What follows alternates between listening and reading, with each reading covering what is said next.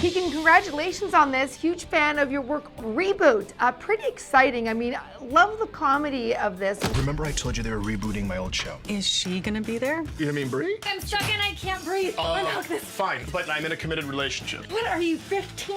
What was it that attracted you to this particular project? What really got me going, Melissa, was the meta aspect of the project. The fact that it's a show that's commenting on itself and commenting on the show inside of the show and commenting on the industry at large. All of that is what really brought me in. I'm a real sucker for high concept stuff. It's really about the fabric of our industry and real, genuine, authentic behavior of our industry.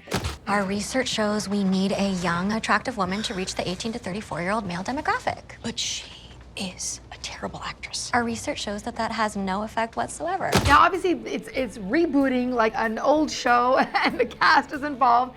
Now, in doing something like this, what just got you when you saw this? Like, oh, this is funny, or I can relate to this.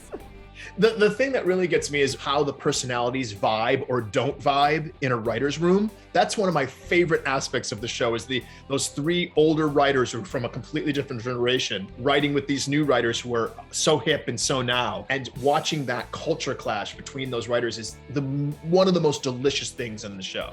He is the creator of the original show or new writers. This is one of those diversity intern training things?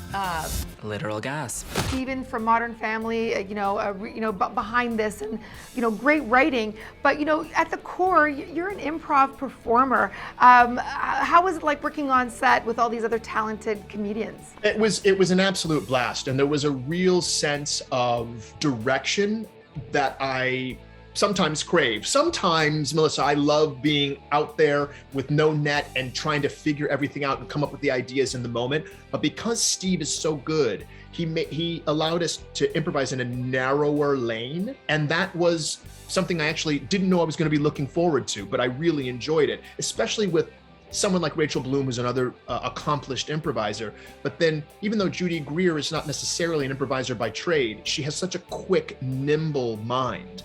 And then we've got the amazing Paul Reiser, who is beyond. Gordon, I'm speechless. Shit, if I knew that's all it took, I would have complimented you years ago.